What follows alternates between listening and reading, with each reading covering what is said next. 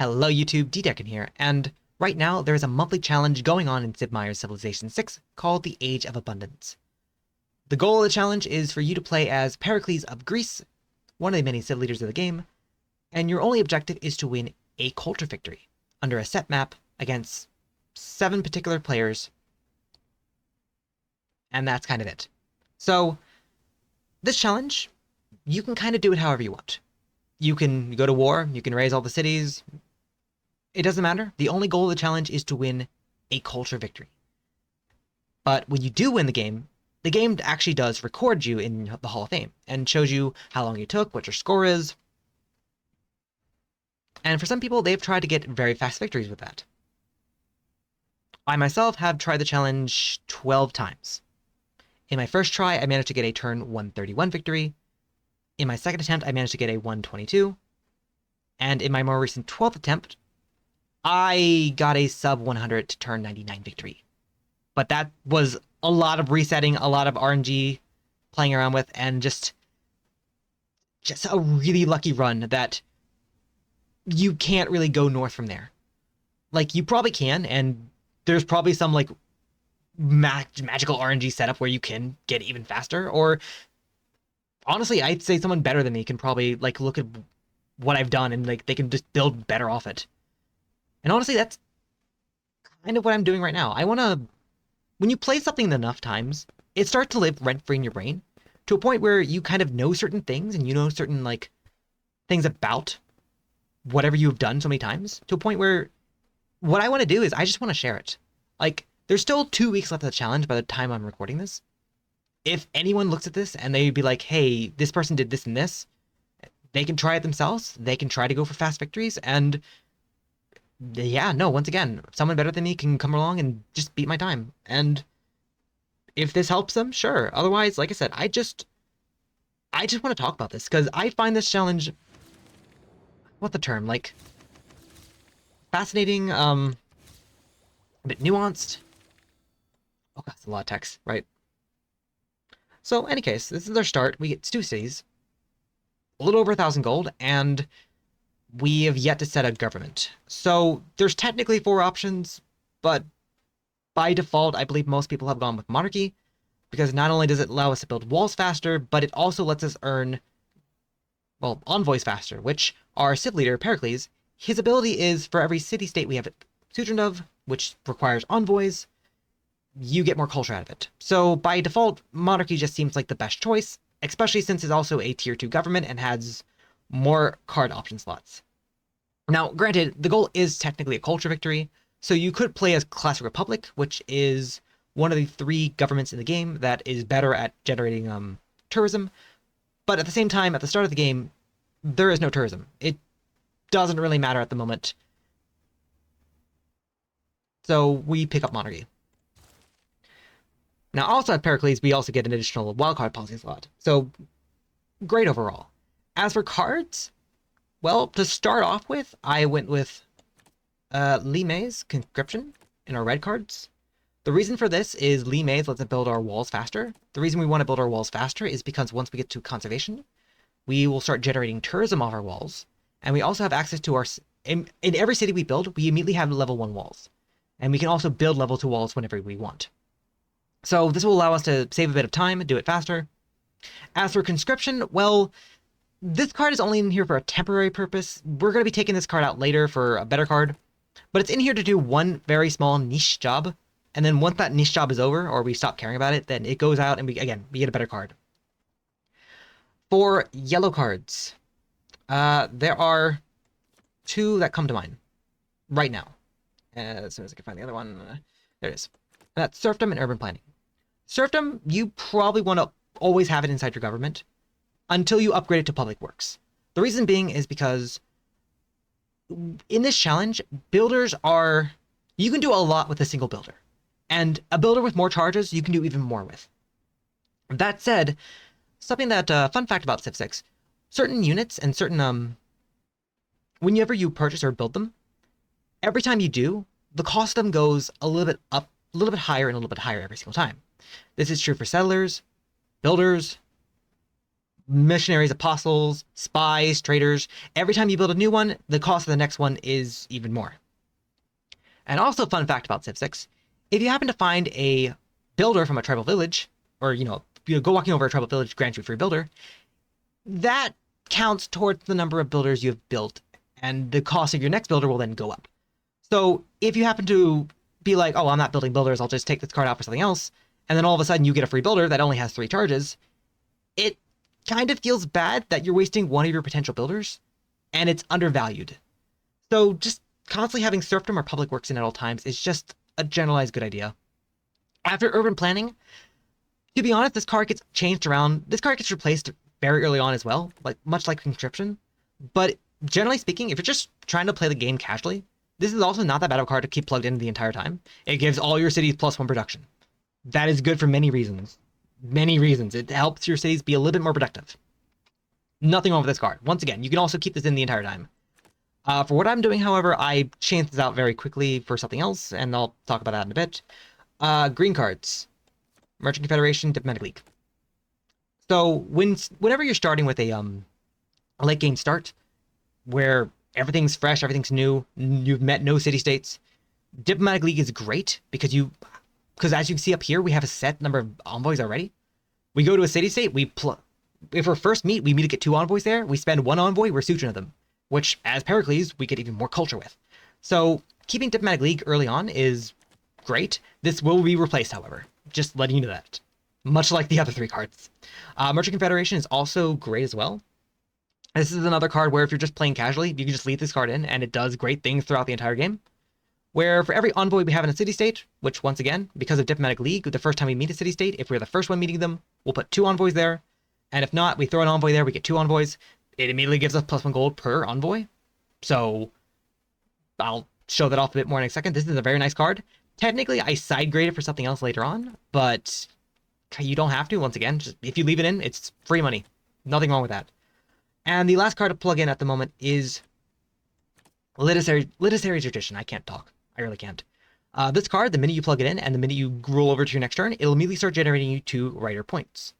Now, if the goal of us is to make tourism as fast as possible, writers are an immediate way we can get access to that. And being able to make 2 right away instantly shaves down instantly shaves down the time it takes to get us our first writer. Because we're starting in the Renaissance era, it takes 240 points to get a writer. Since we're making 2, that immediately cuts that down to 120 turns. And then every time we build something that'll give us more writer points, that number gets smaller and smaller and smaller until a point where we can start getting a good progress toward earning our writers. Which is great. That's what we want to do. Now for our cities. So, starting with the left city, Argos. Make sure you go in here, make sure you click on sheep, make sure you click on bananas, so the city can grow in 5 turns, and then you just click production focus, so the next tile it works will be, once again, the 1-3 tile woods. The reason we do this is to make sure the city grows at least a 3 pop, so that we can get our second district in. But as for our first district in Argos, hands down, that's the Acropolis. That is our unique district. When building it, it'll earn us an envoy.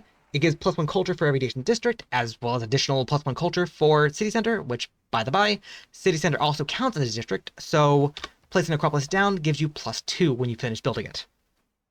As well as an envoy, which will help us get city-states, etc. It is just great. Plus, when we build it, it'll give us a writer point, which, once again, that lets us go faster towards our writers, and that's generally the first thing you're going to build in Argos. Athens is a little bit different. Athens, I do something a little bit weird, where absolutely the first district we're building is an Acropolis. As for the second district, that's kind of up in the air.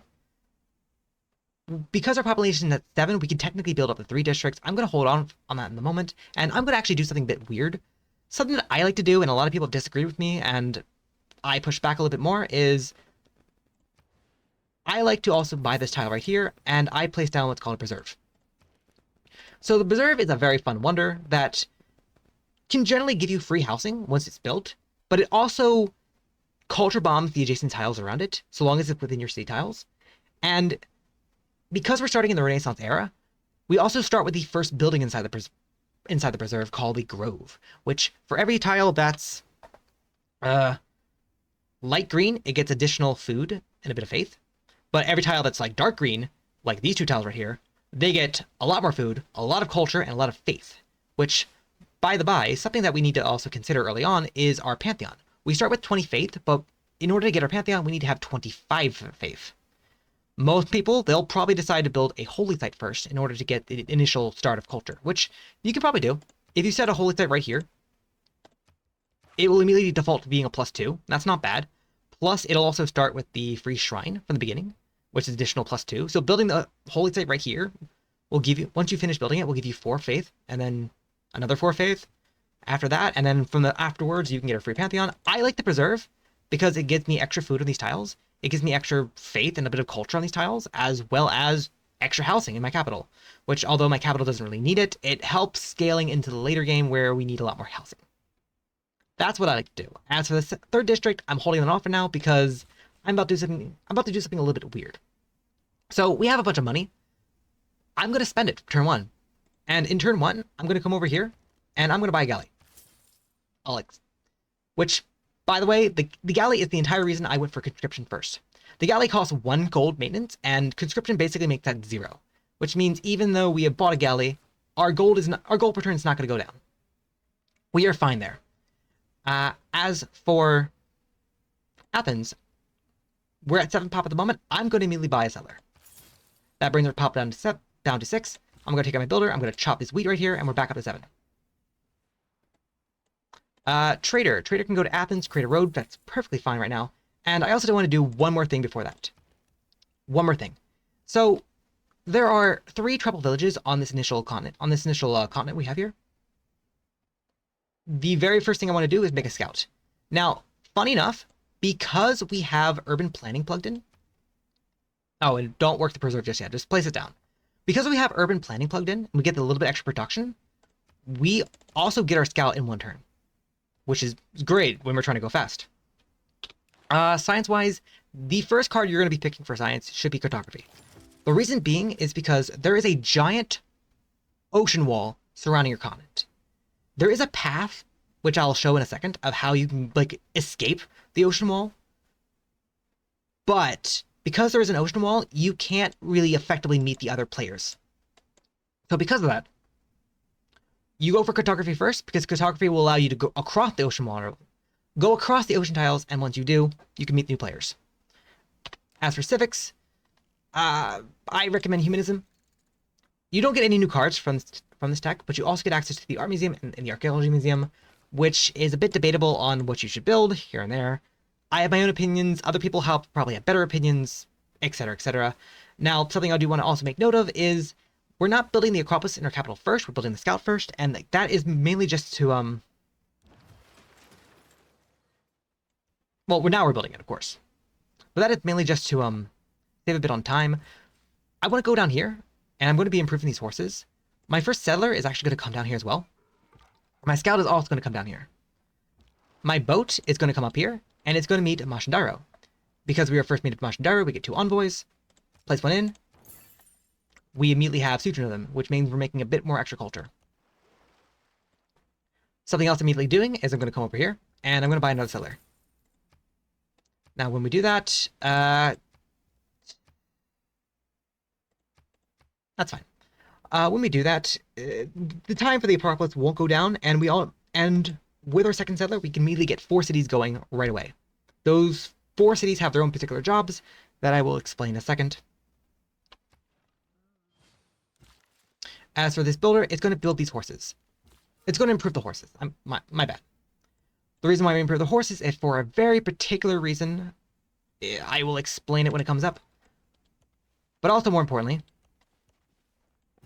Scout's going to keep coming down here for reasons, and this settler is going to come right here. Also for reasons.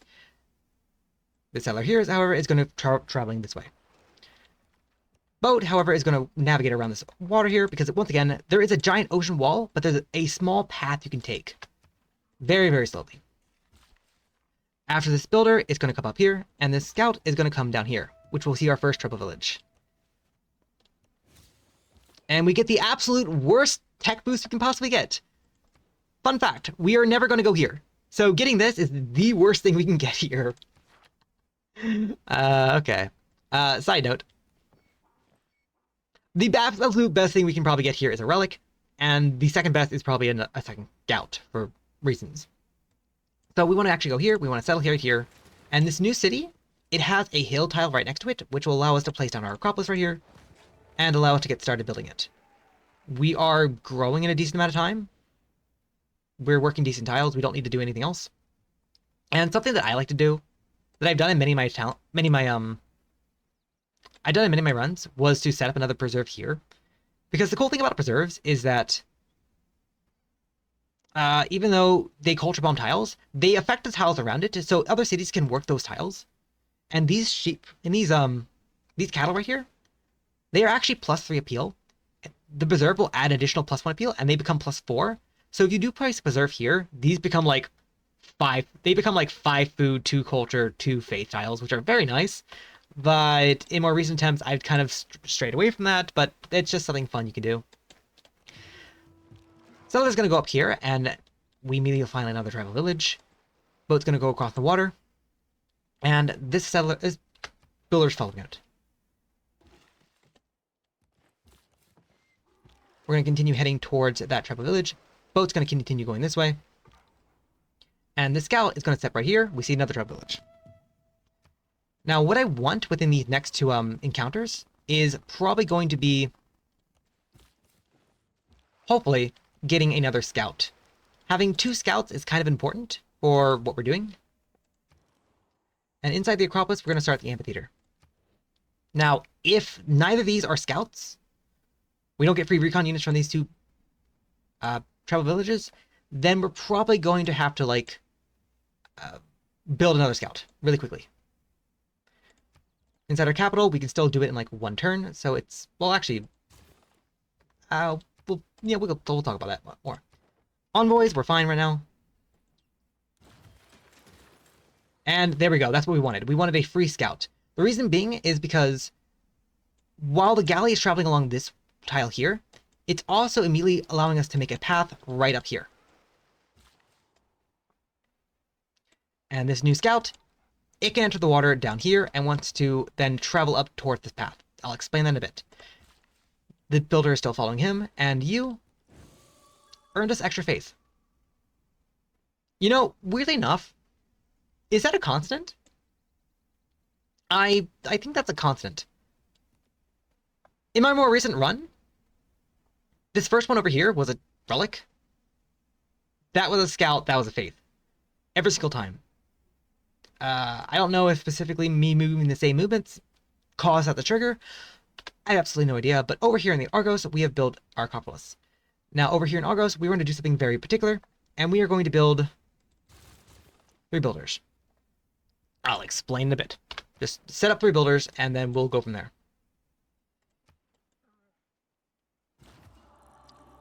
And also with that, we get access to our Pantheon. Reason being is because, well, we picked up a tribal village that gave us faith. So, there is one Pantheon that would be actually amazing for us, but we don't get access to it because one of the leaders we're going against gets free faith for turn. Great. So instead, we're going to pick up Divine Spark. Picking up Divine Spark gives us access to extra great writer points, extra campus, extra great science points, and if you do want to go for religion for whatever reason else, it gives you extra great prophet points. All great. Builder goes here, and we're going to settle a city here. Now, I've seen some people like settle a city all the way up here on the iron, and that's perfectly fine as well. If you do that, you also get access to an Acropolis right here, perfectly fine. You will have to work some of the water tiles, you have to improve them. But the reason we're settling here is because what we are trying to do is we're now trying to set up our campuses.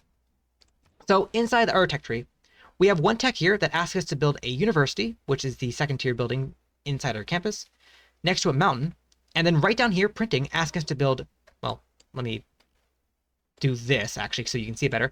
Down here, it asks us to build 2 universities in general. The reason we want to build this one, however, is because it'll double the amount of tourism we get from Great Works of Writing. Great Works of Writing are the first bit of tourism we get in this challenge. So while we do want to eventually get this, the goal is to get 2 universities. Well, the goal is to like 99 this tech, so where once we get the Eureka boost, we'll just instantly get it, while we're then working on other things that do matter. But same thing with astrology, we'll 99 it, so where once we get it, it'll instantly, once we complete the challenge, we'll instantly grab it, and then we can also work on other things. That's the goal. So our campuses are going to be as followed. There's going to be a campus here. There is going to be a campus right here. And there's going to be a campus right here. This campus goes to Argos. This campus sees 2 rainforest tiles, a mountain, and instantly becomes a +2 campus. However, because it also sees the 2 amphitheaters, it becomes a +3 campus. The reason why we're building into Argos is because this tile right here is actually going to be our campus for our capital. This tile here sees 1, 2, 3, 4, and a hill tile, and a mountain tile, and instantaneously, this is already a +3 campus. For base game, that's pretty nice. We kind of can't make it better than that, but +3 is really great. The only issue is it's kind of in our 3rd ring, so it's not going to be the immediate thing we're going to be building in the capital. It will be something we will build, but it's not going to be the immediate thing, and I'll explain that in a bit as well. Over here, however, we see 1, 2, 3, 4. This is already a +2 campus, but there's also a blank district right here. There's also a blank tile right here. So what we can do, however, is we can instantaneously place something down for the moment. I choose Holy Site because that'll generate us faith. And honestly, just so long as we're making sure we're working these 3 food, 2 production tiles, the city's fine. The builder, however, you're probably thinking we're going to immediately chop this. No, we're actually going to hold off on that. We're going to hold off on that. More importantly, hey, look, another tribal village. This tribal village is why we wanted a scout from one of these tribal villages. Because this scout here, its new job is going to go in the water. It's going to follow the path up here, and it's going to grab that tribal village. The reason why I want to grab that tribal village, however, is because we immediately make Rome on turn 203. Once we meet Rome, we can send him a delegation, perfectly fine, and also we're going to ask for his open borders. Another thing to make note of is that Rome has a relic. I'm going to be honest with you. I started a brand new challenge run for this. This is not me going off my previous save where I got a turn 4 relic. No. For some reason, he has a relic.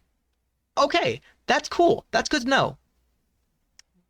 One of the reasons I was building a holy site in the city over here was because I had 2 relics and I needed to find a way to hold both relics. So building a temple is how you hold the relics. Technically, whenever you have the money, you can buy that. And once you buy it, you have a spot in your capital called the palace that you can place that in. That's perfect for it. It'll give you additional tourism right away if you can buy it, and it also +4 faith. If you want to buy it, it's going to cost you 429 gold. Just going to let you know that right now. Rome, however, like I said, we send a delegation, and we also want to buy his open borders. We do not want to give open borders. We want to buy his open borders. And the AI in base game is weird. They will accept somewhere in the ballpark of 12 or sometimes even 13 gold, and they'll just buy open borders. The reason why we're buying open borders is because inside our culture tech tree, we are now have an additional modifier towards tourism towards Rome now, because we have bought his open borders. And once again, if he buys our open borders, he will gain a tourism bonus towards us, and he'll start getting tourists, and that's not what we want. We specifically want to gain the tourists. We want to be selfish. That's why we're spending the money to do it. So from here, things get a little weird. Over here, we're going to wait. Builder is going to wait. Boat is going to go this way. And we're just going to go on a couple turns. Accepting delegation is fine. Normally, you don't want to do that if you're doing war things, skipping turn. You don't want to do that for war things. But here, it's free money you just got back. There's no reason why not do it. And boat's going to travel this way once again. Once again, we're going to hold 1 more turn. Scout's going to go up here. And boat is going to travel this way. And as it does, we see the borders of a city-state right here. We've just gained our first builder, and our first builder is actually going to go right here. This builder, however, we now have 3 population. We're going to come in here. We're going to cancel the holy site. We're going to go in here. We're going to chop. Now, the production we gained is going to be stored for the moment. And food, however, is going to immediately translate into getting us to 4 population. So the production we saved, we can now place down our campus. It's only a +2 at the moment, but as you see, we also have already we've already started a holy site, which we can finish whenever. And once we finish the holy site, in addition to the district that is our city center, this campus will be a +3 campus, which is very nice. In terms of other things, Scout is still heading up this path up here, and this Scout over here is going to be waiting in the water for a bit. So, once again, the reason why we wanted 2 scouts is that this scout is going to go this way to meet that tribal village. This scout, however, is going to stay right here until we get cartography, at which point you can then cross the open water tiles and then go exploring this way. As for this boat here, we have immediately met Zanzibar. And the fun thing about Zanzibar is this is actually a first meet. We have got 2 envoys in Zanzibar, we place 1 envoy there, and we immediately have Sutran of them. Meeting Zanzibar, however, has also allowed us to meet a tribal village right there. Which means in addition to once we get this tribal village, our scout can then immediately go to that tribal village right there and claim it. Plus, since we have open borders on Zanzibar because we're Sutran of them, we can step into his borders for free. Which is great. This builder right here is going to harvest this sheep, and fun fact about that, that sheep was actually working our capital. Was actually from our capital, so our capital actually gained the food production from that. Which is fine. Because right now we're then going to take this tile, we're going to swap it back. We're going to declick this tile, and we're just going to click production focus, it's fine. And we're going to place it on our campus right now. We're not going to be building our campus because our priority is tourism, and in order to get tourism, we need to get writers. To get writers, we need to build our amphitheater. So we're going to actually do this. We're going to set builder, builder, and then writer right here. And that'll explain that a little bit more in a second. Over in Sparta, we finished Acropolis. Same thing. Start the amphitheater. Do production focus. We're growing a decent amount of time. It's going to take a decent amount of turns. We probably should have put production focus ahead of time. It's fine. And we have additional envoys because we finished Acropolis. Ignore that. So the goal of the challenge here is we're going to have 4 city-states that are our Sutrans, and that's going to be it. Any additional envoys we get are going to be holding those 4 city-states. We've already met 2, which is going to be Zanzibar and Montenegro, and those are good for getting additional money later on the challenge.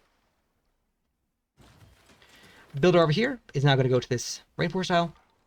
Scout is kind of just going to wait additional 7 more turns, and I'm going to just try going a little bit more faster here just to speed things along. Right, capital finished the amphitheater, now we're going to work on the preserve, and I can show it off. Scout on the way. Boat going to come down here.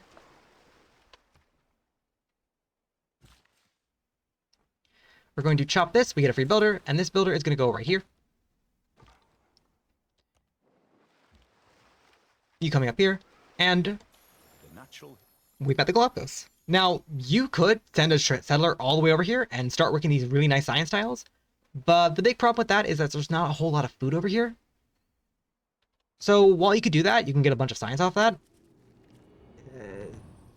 I wouldn't entirely recommend it. I recommend like waiting a little bit. We can make the mine here, move him up here, and right on the next turn we get the travel village.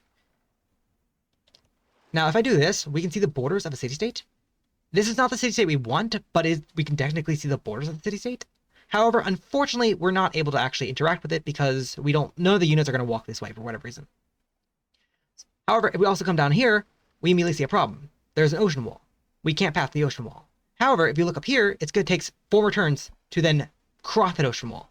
So, honestly, that's what we're going to do. We wait 4 more turns right here, and we chill for a bit. The next card we're going to go for is Mercantilism. Mercantilism actually gives us the red card we're going to be replacing conscription with, which is called Logistics. Logistics is really great for like setting up your entire empire.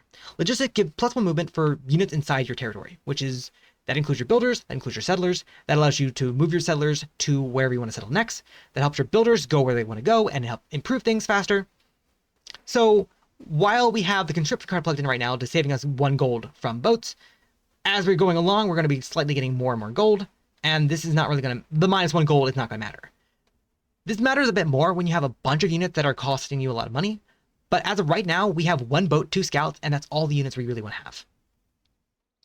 So at that point, we're only going to be losing 1 gold total from units. It's not a big loss. We're making money to make up for it, in other words. Second builder on the way. Second builder wants to go here and just place on a farm. You want to come over here and very specifically do not chop woods. Just harvest food, help city grow. Same thing here. You want to come down here. You're going to be improving the sheep. And you also got I spoke too soon actually. So we got 2 tech boosts actually there. Gunpowder and square rigging. Gunpowder doesn't matter. It's not going to matter this game. That was a horrible boost. Square rigging, however, is a great boost. Because I should probably mention this, tourism is our goal. And once we have 99 astrology and printing, our goal is actually going to be heading towards flight and then heading towards radio. Radio, we can build seaside resorts, which can give us tourism based on the appeal of our tiles, which also, fun fact, this tile all the way over here, right where my builder's at, when there's no rainforest tile here, this is a +4 tile. This is actually a really great seaside resort. Later on. Right now, it's going to be serving as a nice farm triangle to help the city kind of be stable. This tile right here, so long as we don't improve this iron, it's a +3 tile. If we chop the woods here and replace it with woods, this becomes +4, and we can get a seaside resort right there. This tile right here, same story. It's a great tile for a seaside resort. And that's kind of the thing about this challenge. Like, there's a lot of great spots around here for seaside resorts. For example, my preserve over here, which gives additional appeal around here, these 2 tiles right here are also flatland tiles that will also be very great for seaside resorts. However, because of the preserve, at the moment, they will serve a different function. So until they become seaside resorts, I can actually make use of the tiles. Over here, these 2 tiles right here, if you play around, if you remove the rainforest here and either place an acropolis here or woods here, and also finish the holy site here, which gives you +1 appeal, these 2 tiles are also great for seaside resorts. And that's kind of the fun of the challenge. You're looking around and seeing where you can place these things down. Because every time you build one, it's going to give you at least 4 tourism every single time. Which is why we want to go towards radio as soon as possible. But in order to get to radio, we need to have a lot of science. To get a lot of science, we are building our campuses up. And we're going to have more campuses. No worries there. And we're also going to get more science here and there. Speaking of which, this city just finished its campus. While we do have a holy site at the ready, I want to start the university, because the university is going to take 19 turns. Oh gosh. And that's with a production bonus. We have no option but just to start now with this. Now, you could walk one of these builders over here. You can chop like the stone here and make it go faster, or even the rainforest. You could do that. Or if you happen to get a free builder from this tribal village, you can also do that. Just renovate these 2 tiles right there, because you're going to get rid of them at some point, and go from there. I do not recommend, however, getting rid of the rainforest, because the rainforest is what's giving us extra science on the campus. So what you could probably do is improve the bananas if you really want to. And if you didn't pick up faith from one of these 2 tribal villages over here, and you didn't get a pantheon already, or rather what I'm saying is, if you didn't get Divine Spark as your pantheon, another good pantheon you can get is called Oral Tradition. Oral Tradition actually will give you +1 culture on your improved banana tiles. Which actually means over here, you don't have to chop your bananas. You can just chop the rainforest on these tiles instead, and then just improve these guys and just have culture. And then later on, you can remove the bananas here, chop it, and then replace it for a seaside resort. Which is also great. Once again, we're kind of stuck here for another 2 more turns, and that's fine. We'll just wait around. Rome is happy with us. We can immediately get friends with him, which is great. That's one less person we have to go to war with. Right here, harvest the sheep. And right here, go here, go here. Reasons. And we are now heading towards that tribal village. Boat here is waiting up 1 more turn. And like I said, so right off the bat, all these tiles are now getting a little bit extra food. These 2 tiles over here, however, they're getting a whole bunch of food culture, and faith, which if you weren't already making faith already, this will allow you to get to your pantheon faster, which is great. Very great. These are nice tiles to work. Now, granted, because we were production focused, the game's not gonna know to work these tiles, but if we force work these tiles, yeah, a lot of extra culture, a lot of extra faith, which will help us get to our additional cards faster. And before cartography switches over, we've happened to actually expand to this tile right here. So the more culture a city has, the faster its borders expand. And thankfully, this city has now expanded to this tile right here, which we can now get our next district, the industrial zone. So the industrial zone will give us a little bit of production. Well, actually, let me clarify this. So the industrial zone works a little bit different compared to, if I can, okay, you know what? Here we go. The industrial zone works a little bit different compared to Gathering Storm, Rise and Fall. It gives us +1 production for every quarry, +1 production for every 2 districts, but it also gives us +1 production for every mine tile. So most people who play Gathering Storm looked at this tile right here and be like, oh shoot, strategic quarry. That's a +3 industrial zone, right? No. You improve this, this will only ever be +2. This one right here, however, it sees 2 districts, +1. Fun fact, we're going to be placing a diplo quarter right here later on. probably once we actually get to 10 pop, it's a good time for it. But we're going to place it down here. We're going to take a bit to build it though, but we're going to place it one down here. So we have 2 districts. That's 2. And then we're going to place a mine right here.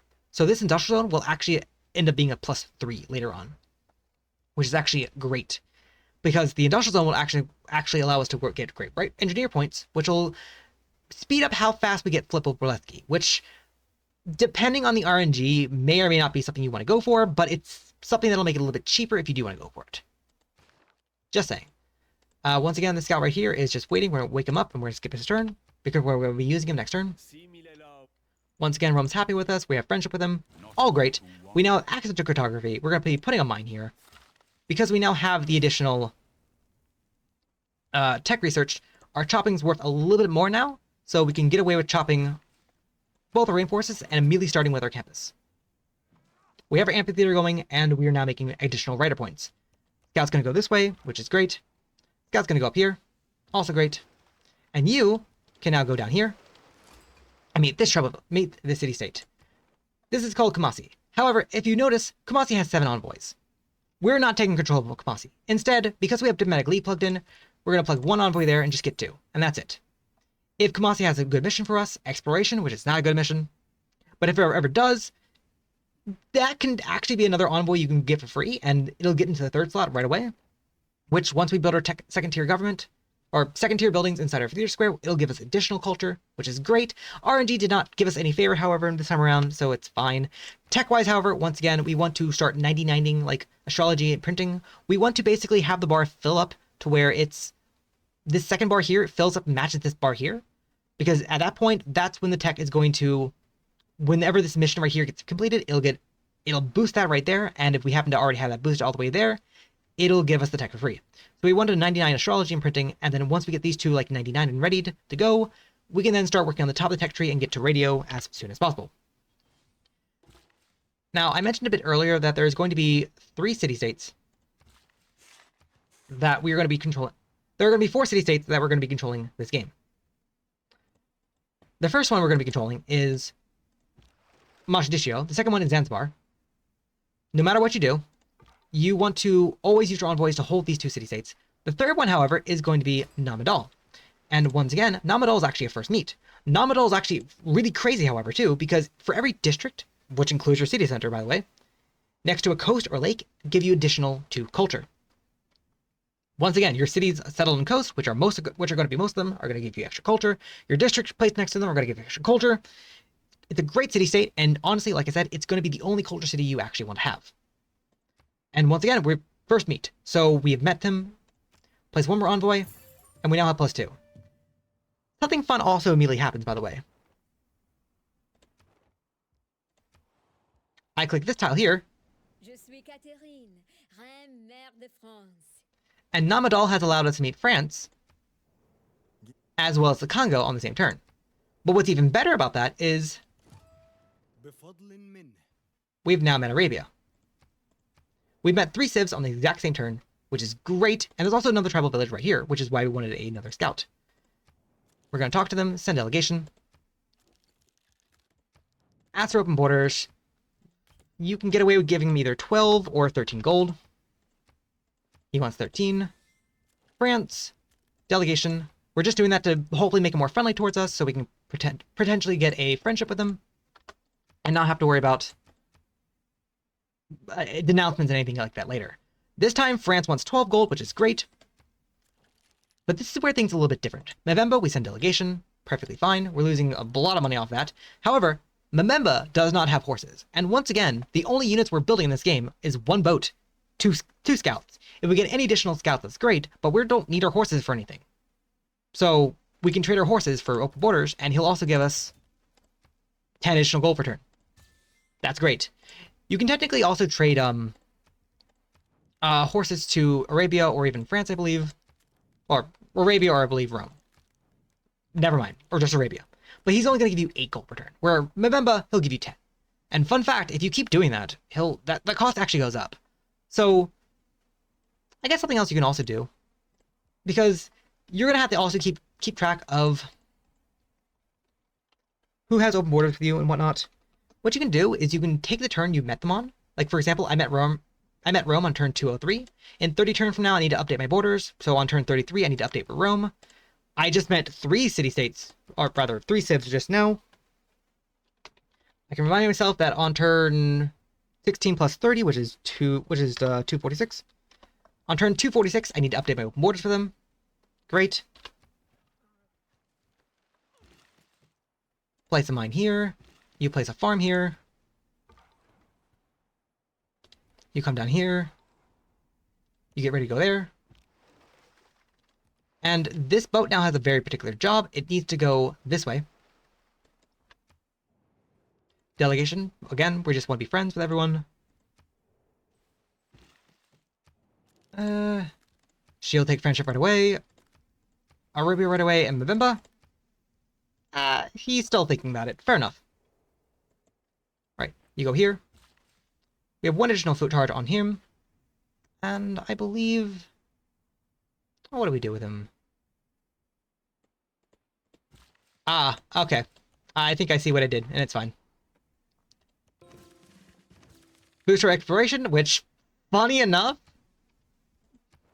gave us the extra envoy in Kumasi. Once again, even though we have the 4 envoys, we're not taking Kumasi. The last city-state we actually want to take is actually to our north up here. It is Bandar Banai. Bandar Banai is actually really good for getting money. However, there is an ocean wall right here. You're not really able to meet him. If Mashadishio had less units, or if you manage to get extra gold in your tribal villages, what you can do is when Mashadishio does make their first unit, and it costs 200 gold, you can levy it and hold it up here at the ready, and then meet Mashindario very quickly. However, pretty much by the time we switch into this next card here, we don't need Dipmag League anymore. So, once we research this next culture, we're going to be taken out. Speaking of which, we just got extra money. Right, perfect. Galaxy can go this way for reasons, and you're going to go down here, also for reasons. That can be upgraded, by the way. We're going to shop to get the campus online right away, and we want the university as soon as possible, which, by the by, our builder is going to then make another mine.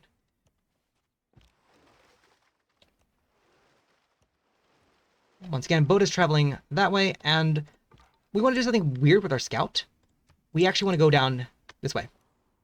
Capital just finished the industrial complex, which is great. The next thing we want to do is build an archaeology museum for reasons. Why particularly why a archaeology museum and not an art museum? Well, the reason for that is one of the required texts we're going to need in order to get to conservation is natural history. We're going to need to build an archaeology museum for that. And our capital, because we built the industrial zone, is probably the most productive city we're going to have for a while. So in terms of building things, it's going to make the archaeology museum pretty quick, more or less. And something we can also do is now that things are starting to come online, we can always steal this tile and make it go a little bit faster. It will, however, delay the campus, which is not something we want to do. So I'm going to hold it for the moment until the campus finishes. Now, we also just got our new techs, and once again, as of right now, Dipmag League and conscription are no longer needed. We just gain logistics, which allow our builders to move faster. And because Dipmag League is no longer needed, so we're going to need to replace it with something. What I recommend is replacing it with, as soon as I can find it, natural philosophy. Natural philosophy will give us double the amount of science adjacency on our campuses. So right now we have 2 campuses right now. One's a +2 because we haven't finished the holy site. One's +3. Because we plugged in that card, we instantly gain 5 additional science. And then once we finish this campus right here, it's +3 naturally, which will give us +6. Now, once the first university gets finished, you can technically replace that card temporarily for rationalism, which will double the amount of buildings, which will double the science you get from buildings. So the library inside the campus, if I can show it off, I guess, it normally gives us +2 science. The university will give us +4 science.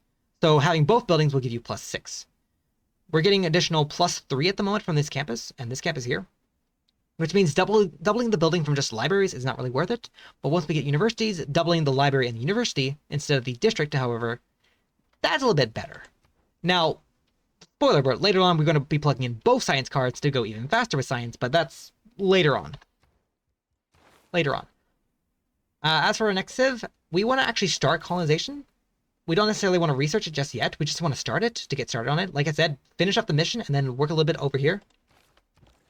And that gets boosted by having astrology, which is great. Argos, however, over here, instead of trading back to the capital, we can immediately start trading with Medina. And something very fun about this particular run is we can actually go to... We probably actually could have done that a couple turns ago. I misplayed. My bad. But we can also go to Rome, and we can actually ask him for his relic. Now, once again, he wants 429 gold exactly. Not 428. He wants 429 gold, and you can just buy it from him. I don't know why. Normally if this was Gathering Storm, I can probably explain it as like the AI has like a weird value system going on, and while that's mostly true, I don't know how base game relationships basically work. I have not played base game in so long. Scout's gonna come on down here, and you're gonna continue going this way for one very particular job. You're gonna go this way. We have additional envoys. Once again, we're not spending them. Our job is to hold these 3 city-states, and that's it. You, however, had just met Cleopatra. On turn 121. Go to Cleopatra, delegation, open borders. Once again, they want some combination of either 12 or 13 early on. In Cleopatra's case, she wants 12. And then you go this way, for reasons. You're fine where you're at.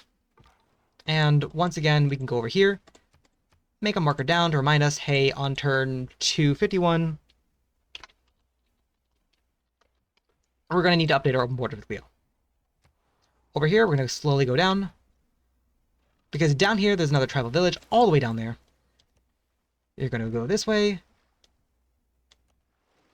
You're going to keep traveling this way. My pathing there might not be the best. It's fine. We're a little light on money because we bought the relic from Rome. Otherwise, normally I would say start a campus right here. Instead, what we can do is that we can actually just start either we can waste a turn or two while we're waiting to get money back to buy this tile on starting our walls or even starting our art museum. Walls are going to come very soon, or we can just start it now. We can switch off it and then just save the production for later. It's fine. And also something else we can do right now is Argos, which is something I probably should have done sooner, is actually place down our harbor.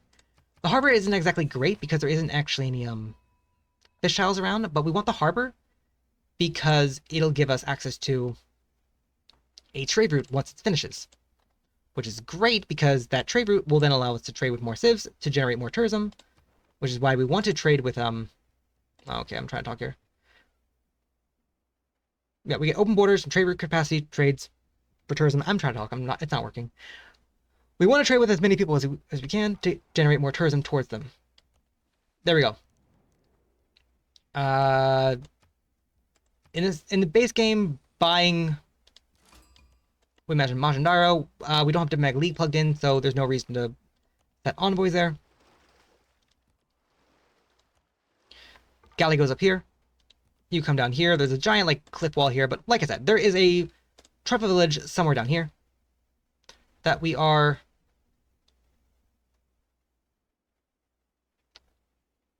there it is.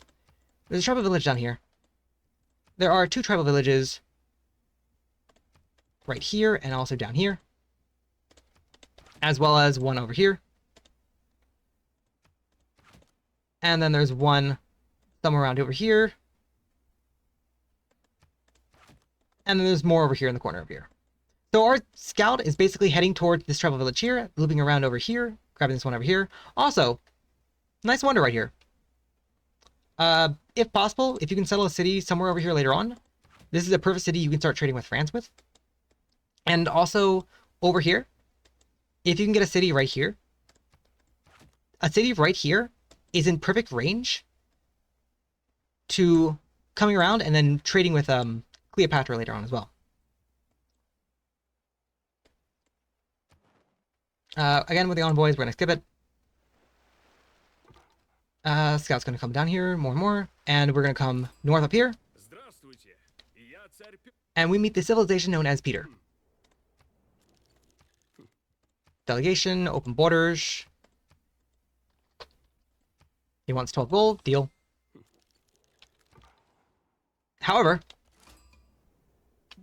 on the exact same turn, we meet Brazil. And as of right now, we have now met all the civs in the game. We now have open borders with all the civs. We have spent even more money now, unable to buy that campus tile. And this galley, remember how I mentioned that there is actually a city-state right up here that we just cannot meet because we don't have a way to go up here? Well, this galley's goal is now head all the way back over here and meet that city-state. And go down here and meet the city-state. Once we do, we place 2 envoys there, and we hold those 4 city-states for the rest of the game. Any additional envoys, such as with colonization, natural history, conservation, those envoys are all held to keep those city-states under checked, and honestly, that's kind of where I need to stop here. I just realized I went for like almost an hour. Oh shoot, I talked for almost an hour. But yeah, no, that's like the first 28 turns. We've met everyone. We are getting a writer in the next 3 turns, which once you do, you can kind of make sure to switch off colonization when you do. Don't finish it, because the minute you finish it, you're going to go into the next era by researching industrialization. You don't want that. You want the slightly cheaper writer for a little bit longer.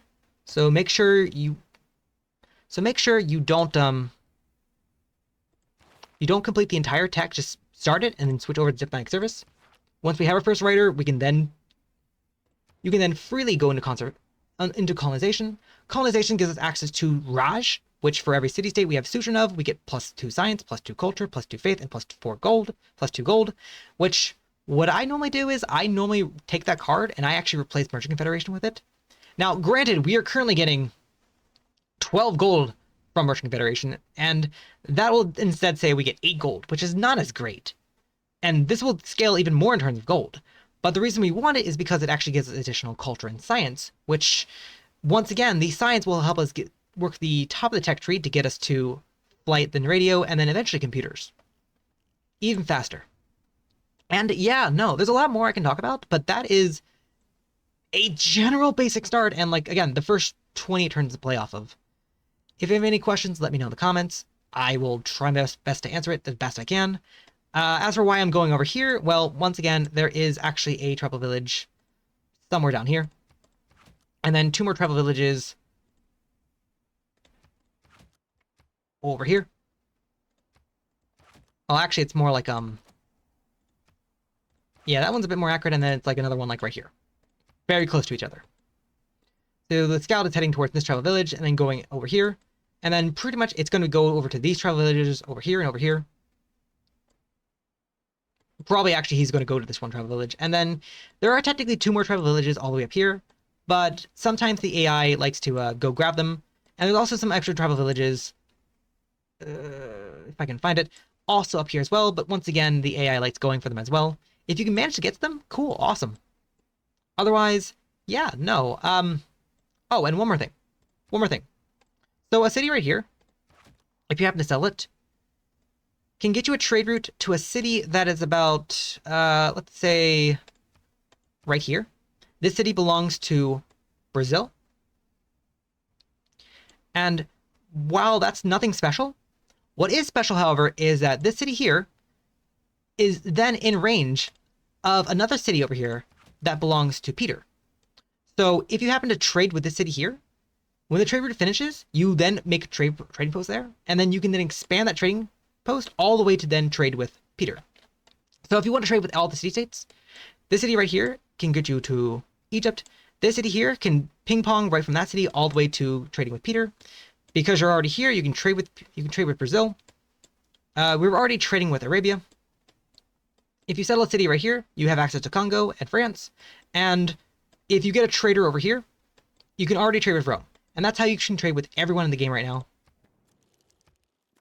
And Congo is still being a pain in the butt to talk to. But in any case, from here, after you finish the archaeology museum, I generally replace the urban planning card with the card that lets you make settlers faster, and then I make 3 more settlers out of my capital, and then 1 additional settler out of Argos.